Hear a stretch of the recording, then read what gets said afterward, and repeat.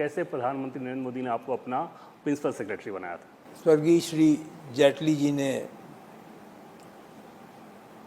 20 मई 2014 को, मैं गाड़ी अपनी चला रहा था, तो उनका एकाएक फ़ोन आया, 4 बजे थे शाम के, कि तुम कहाँ हो? तो मैंने कहा मैं अब घर जा रहा हूँ काम करके। तो बोले कि गुजरात भवन आ सकते हैं आप? तो मैंने कहा आ जाऊँगा। तो ये तो मुझे समझ में आ गया कि गुजरात भवन में क्यों बुलाया जा रहा हूँ, तो जाहिर है मिलना होगा। खैर मैं पहुँचा 20 को, कुछ सीधा साक्षात्कार हुआ। मैंने अपने मन की बात कही कि मैं एक युग पुरुष के समक्ष उपस्थित हो रहा हूँ, ये गर्व की बात है। नरेंद्र मोदी जी को आपने ये कहा? जो पहला लाइन था, पहली लाइन ये थी, और पहले से सोच के गया था। तो वो हंसने लगे और तुरंत उन्होंने करीब 4-5 मिनट में उनका क्या सपना है देश के लिए वो बताया।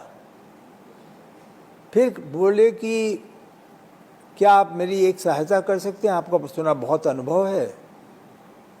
मैंने कहा आदेश करें। जिम्मेदारी यह थी कि हम सबके अनुसार मंत्रालयों का वितरण किस प्रकार हो, व्यक्ति नहीं जोड़ना था, विषय जोड़ना था। उदाहरण के लिए यदि पेट्रोलियम है, पावर है, कन्वेंशनल है, तो एनर्जी सेक्टर के 4-5 अलग अलग, सोलर है, ये अलग अलग मंत्रालय थे। तो क्या इन्हें एक ब्रॉड क्लासिफिकेशन में, एक इस प्रकार के बहुत सारे प्रश्न थे। ट्रांसपोर्टेशन में था, इंफ्रास्ट्रक्चर में था। मैंने अपनी बात 2-3 दिन में पूरी कर दी और गया। तो उस समय जब मैं गया तो स्वर्गीय श्री अरुण जेटली जी भी थे, अमित शाह जी थे, प्रधानमंत्री जी थे। उनका आप कुछ लाए हैं? तो मैंने अपनी बात कागज़ में किया था। मेरी कमी यह थी कि मैं उसको प्रेजेंटेशन मोड में नहीं ले गया था, यद्यपि वहाँ स्क्रीन था, और उससे वह यह अवश्य समझ गए होंगे कि मेरा स्तर उनकी तकनीकी ज्ञान के अनुकूल नहीं है। मैं चला आया, मैंने प्रेजेंटेशन किया, तो बल्कि अच्छी तरह याद है अमित शाह जी ने कहा हाँ ठीक है, इनका एक राय पढ़ी लिखी राय है, लेकिन मुझे तो राजनीति भी करनी होगी, तो इनके हिसाब से तो केंद्रीय मंत्रिमंडल 60 से बड़ा होगा ही नहीं कभी।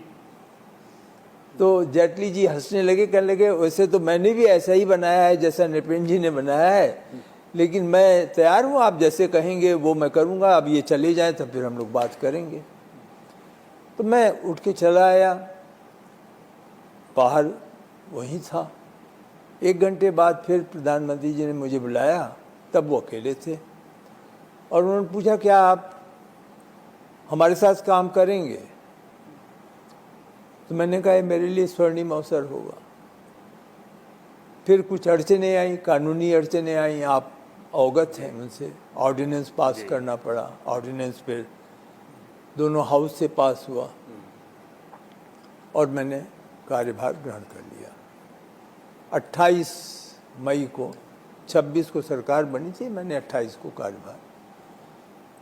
अब आपने पूछा कि ये हुआ कैसे फिर, तो मैंने प्रायः ये चर्चा में आप जैसे मित्रों के साथ बताया है कि संभवतः अखबारों में पढ़ा था कि अहमदाबाद में एक बहुत वरिष्ठ बैठक हुई जहाँ वरिष्ठ मंत्रीगण थे प्रधानमंत्री जी के साथ। अब के रक्षा मंत्री जी, अब के गृह मंत्री जी,